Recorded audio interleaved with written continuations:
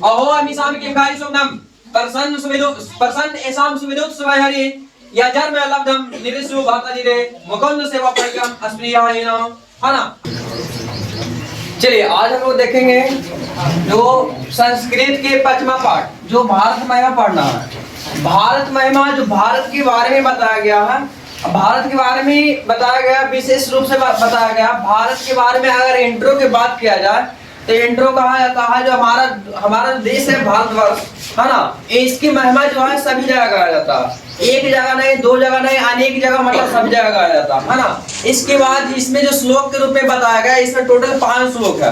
5 श्लोक के रूप में बताया गया। तब जो पहला श्लोक है ना विष्णु पुराण से लिया गया, और दूसरा श्लोक है भागवत पुराण से लिया गया। अब बाकी जो श्लोक है ना, बाकी जो श्लोक है जो विष्णु पुराण भागवत पुराण, टोटल जो पुराण होता है 18 होता है। तो बता 18 टोटल पुराण होता है। 18 में से 2 गया तो बच गया 16। जो 16 जो पुराण है 16 शेष है ना, शेष बच गया। और शेष रूप से अध्यात्म के रूप में प्रस्तुत किया गया और इसको बारे में इस चैप्टर में चर्चा नहीं किया गया। 2 श्लोक के बारे में, 2 पुराण के बारे में चर्चा किया गया। जो पहला है विष्णु पुराण, दूसरा भागवत पुराण, है ना। तो पहला जो है, और हम लोग जो भारत के प्रति होना चाहिए क्या पूजा होना चाहिए या क्या कैसा होना चाहिए, कर्तव्य रूप होना चाहिए, है ना, कर्म रूप होना चाहिए। तब जो पहला श्लोक है, पहला श्लोक ये है, गयंती देवा किल गीत गाने धन्यास्तुते भारत भूमि भागे। सुनो बढ़िया से, पहला पढ़ने आना चाहिए। गयंती देवा किल गीत गानी धन्यास्तुते भारत भूमि भागे।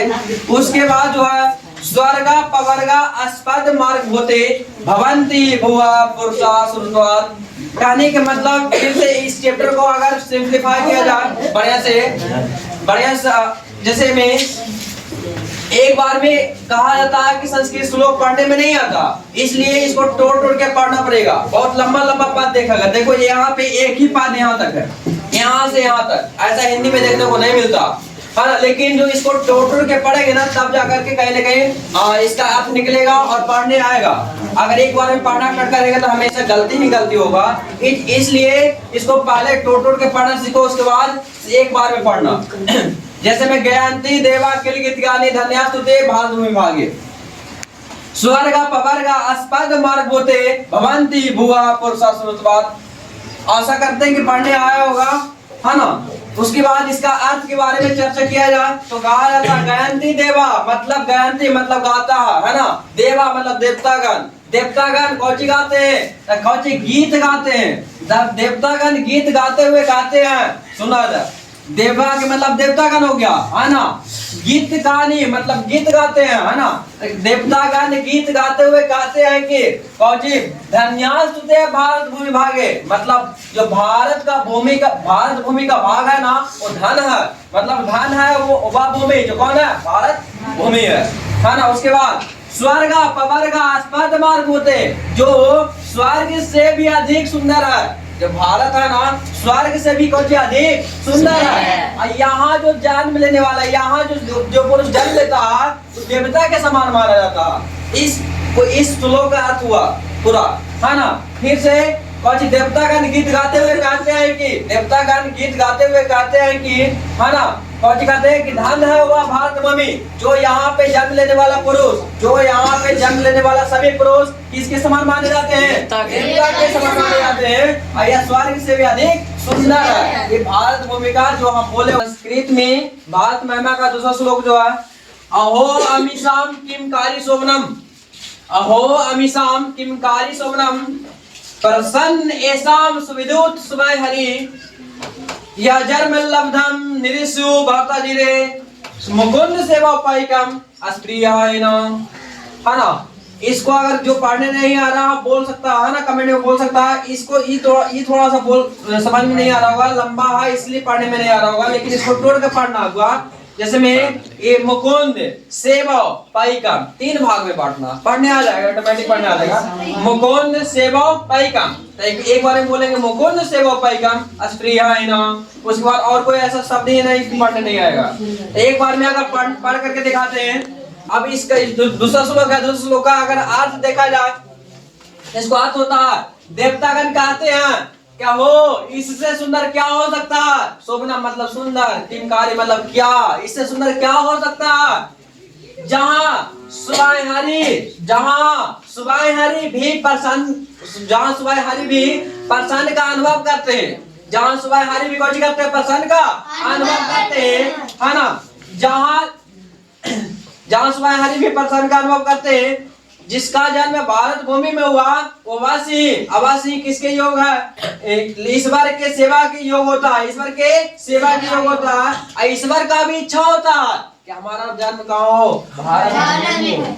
ईश्वर का भी इच्छा ऐसा होता है कि हमारा जन्म बार कहाँ हो, भारत भूमि में हो। और जिसका जन्म कहाँ होता है, भारत भूमि में होता है, वो किसके योग होता है, ईश्वर के सेवा के योग होता है। भारत भूमि में जन्म लेने वाला किसके योग होता है, ईश्वर का भी इच्छा होता है हमारा जन्म कहाँ हो, भारत। ऐसा कौन पुराण में कहा गया, भागवत पुराण में कहा गया। श्लोक नंबर 3, पहला श्लोक का दूसरा श्लोक खत्म हो गया। श्लोक नंबर 3 जो इसमें है ना, कहा गया है इयं निर्मला वत्सला मातृभूमि प्रसिद्धं सदा वर्षमेतत् विभिन्ना जना धर्म जाति प्रभेद रिहक्त भाव बहंतो वसंती। कहने का मतलब इसका अर्थ होता है यह मतलब यह, निर्मल मतलब ममतामय कह सकते हैं, निर्मल मतलब ममतामय होता है। यह जो भारतवर्ष या भारत भूमि का जो वर्ष है, भारत भूमि जो है, यह भारत भूमि निर्मल और ममतामयी है। निर्मल और कैसा, ममतामयी है ना। बसला मतलब बहुत बड़ा होता है, और उसके लिए और भारतवर्ष इसके लिए हमेशा, सादा मतलब हमेशा प्रसिद्ध है। फिर से यह जो भारत भूमि है, भारतवर्ष है, और निर्मल और ममतामयी है। और यह भारतवर्ष किसके लिए, किसके लिए निर्मल और ममतामय के लिए हमेशा प्रसिद्ध है। जैसे निर्मल का मतलब हुआ मिठास, ममतामय का मतलब हुआ क्या, जो ममता मतलब जगाना। जैसे कहने का मतलब अगर कोई गांव में चल गए, अनजान गांव में चल गए, तो भारत भूमि के कोई अनजान गांव में जाएगा ना, तो कुछ मिले या ना मिले, कम से कम 1 लोटा पानी जरूर मिलेगा बिना पूछे हुए, समझ में रहा। लेकिन ऐसा नहीं होता दूसरा देश में, इस भारत देश का गांव में होता। भारत देश कोई भी गांव लगता है कि अपना गांव है ना। इसमें ममतामय देखने को मिलता है ना। तो वही कह रहा है यह जो भारतवर्ष निर्मल और ममतामय है ना, इसके लिए क्या हमेशा क्या प्रसिद्ध है ना। उसके बाद जहाँ अनेक प्रकार के धर्म जाति के लोग रहते हुए भी यहाँ पे भारतवर्ष में हिंदू मुस्लिम सिख ईसाई सब रहता है, सारा धर्म रहता, क्रिश्चियन वगैरह सारा चीज रहता है। लेकिन अलग अलग जाति का रहते हुए भी कौची एकता के भाव से निवास करते हैं। रिहक्त भाव बहंतो बसंती मतलब एकता के भाव से निवास करते हैं, समझ में रहा। जैसे कहने का मतलब अगर हिंदुस्तान और पाकिस्तान में लड़ाई होता है, ऐसा वहाँ पे जाति नहीं देखा जाएगा कि उस जाति का नहीं, वहाँ पे सिर्फ एक ही टारगेट रहता है कि पाकिस्तान से लड़ना तो लड़ना। ये चलते कहा जाता है कि विभिन्न जना धर्म जाति प्रभेद रिहक्त भाव बहंतो बसंती। इसका मतलब जो हुआ, कहने का मतलब विभिन्न जाति का भारत भूमि पर अनेक प्रकार के धर्म जाति का लोग रहते हुए भी एकता के भाव से निवास करते हैं। अगला श्लोक नंबर आएंगे, चलो श्लोक नंबर के मां है 4, श्लोक नंबर 4 में जो है वह क्या पढ़ना, विशाला स्मदिया धारा भारतीय, विशाला स्मदिया धारा भारतीय। उसके बाद जो पढ़ना से सदा सेविता सागर रंग रूपा। उसके बाद बनय पर्वत निर्धर भैरवभूति बहंती भीरेशा शुभा चाप गावी, है ना। एक बार फिर से पढ़ते हैं, विशाला स्मदिया धारा भारतीय सदा सेविता सागर रंग रूपा। उसके बाद बनाए पर्वत निर्झराए भैरवभूति बहंती भीरेशा शुभा चाप गावी। अरे इसका अगर हिंदी की बात बोला जाए तो कहा जाता है हमारी जो भारत भूमि है ना, हमारी भारत भूमि का धरती जो है अति विशाल है, विशालास्मदीय मतलब बहुत ज्यादा बड़ा है। भारा भारतीय, भारत का भूमि जो है कौन सी है, बहुत बड़ा है। और लोगों को कल्याण करने वाली एवं सुंदरता बढ़ाने वाली है। लोगों को कल्याण करने वाली और भव्य सुंदरता बढ़ाने वाली है। उसको बाद जो समुद्र इसकी हमेशा सुंदरतम रूप से हमेशा सेवा में रहते हैं। समुद्र इसकी जो समुद्र जो रहता इसको मतलब कहने का मतलब भारत को समुद्र इसको भारत को कौन हमेशा सेवा में रहता है ना। उसके बाद जो यहाँ होता है, यहाँ पर वन, पर्वत, निर्झर मतलब झरना, उसके बाद नदी हमेशा सेवित है। कौन सी सेवित है? भारत भूमि कौन सी से सेवित है? वन है मतलब वन, पर्वत है मतलब पर्वत, निर्झर मतलब झरना और कौन सी नदियां से सेवित है। कहा है पूछेगा भारत भूमि कौन सी सेवित है? वन से, पर्वत से, झरना से और नदियां से सुशोभित है। उसके बाद सुशोभित संसार के गौरव, इस तरह से सुशोभित संसार के गौरव जो होता है ना, गौरव भूत जो होता है भारत को कौन सी गुणगान, हम लोग भारत के बारे में कौन सी गुणगान पढ़ते हैं। इसका जो भारत के बारे में हम लोग क्या पढ़ रहे हैं? गुणगान पढ़ रहे हैं, कुछ ना कुछ अच्छा चीज पढ़ रहे हैं। इसी प्रकार से कहने का मतलब फिर से अगर इसको हिंदी की बात करें तो बोलूंगा कौन सी भारत जो है अति विशाल है। भारत कैसा है? अति विशाल है। और वह भारत के जो लोग होता है लोगों को कल्याण, भारत भूमि जो है लोगों को कल्याण करने वाली और लोगों को कल्याण करने वाले और भव्य सुंदरता वाली है, भव्य सुंदरता वाली है। उसके बाद जो यह भारत भूमि है वह कौन सुशोभित है? वन से, पर्वत से और झरना से, नदी से सुशोभित है। उसके बाद वह हम लोग भारत के बारे में क्या पढ़ रहे हैं? गुणगान कर रहे हैं, है ना। भारत के बारे में कुछ ना कुछ पढ़ रहे हैं। इसी प्रकार से लास्ट जो बच गया पचमा जो बच गया है ना, पचमा बताते हैं लास्ट, इसके बाद खत्म हो जाएगा। चलो जो पांचवा श्लोक है भारत महीना का पांचवा श्लोक है, जगत गौरवम भारतम शोभनीयम सदा अस्माभिर्येत तथा पूजनीयम भवेत् देशभक्ते समेषां जनानां प्रादर्श रूपा सदा बदन्यम। फिर से एक बार पढ़ते हैं, जगत गौरवम भारतम शोभनीयम सदा अस्माभिर्येत तथा पूजनीयम। कहा है कि यहाँ पे पूर्ण विराम लगा हुआ है ना, एक पूर्ण विराम है।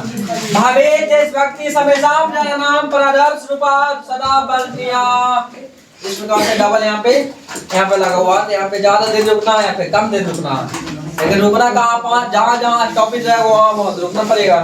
अब इसका मतलब कुछ हुआ, जगत गौरवम मतलब जगत में पूरे जगत में जो गौरव है, गौरवशील देश जो है हमारा कौन सा? भारत है ना। हमारा जगत गौरवशील देश कौन सा को? भारत। और कौन सा को? शोभनीय है ना, शोभनीय है। और सदा अस्माभिर्येत तथा पूजनीय, सदा का मतलब हमेशा कौन सा को? विर्येत तथा पूजनीय मतलब हम लोगों की कौन सा? पूजा करने योग्य है। कौन सा? भारत देश कौन सा को? हमेशा पूजा करने योग्य है। हम लोगों का सदा कौन सा? पूजनीय है। और हम लोगों को भवेत् देशभक्ति समेषां जनानां मतलब सभी लोगों को, तो हम सबों को देश के प्रति को होना चाहिए आदर और कुछ होना चाहिए? भक्ति होना चाहिए। हम लोगों को देश के प्रति कुछ होना चाहिए? आदर और भक्ति होना चाहिए। उसके बाद हम लोगों को देशभक्ति मतलब देश के प्रति भक्ति और आदर होना चाहिए, आदर और भक्ति होनी चाहिए। और प्रादर्श रूपात सदा बदनीय मतलब कौन श्रेष्ठ और आदर्श रूप मातृभूमि जो हमारा देश है उसको कौन सी करता है? केंद्र आकर्षण और केंद्र और नमन करता है। मतलब नमन मतलब पूजा करने योग्य है ना। और ये मातृभूमि का कौन सा? आकर्षण का केंद्र माना जाता है। आकर्षण मतलब अट्रैक्टिव करना है ना, देश के प्रति कैसे आकर्षण होता है। तो भारत से अलग देश के लोग भी भारत में घूमने आते हैं, क्योंकि भारत घूमने वाला देश है। क्या यहाँ पे बहुत बड़ा मंदिर भी है घूमने के लिए, बहुत बड़ा स्थान भी है, पर्यटन भी घूमने के लिए बहुत सा देश है ना। बहुत सा भारत देश में ऐसा चीज है कि छुपा हुआ है, इसलिए घूमने आते हैं। तो कहा जाता है पूरा चैप्टर समाप्त हो गया।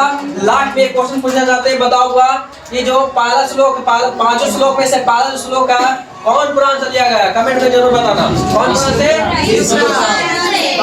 तुम लोग कमेंट में जरूर बताना, ठीक है।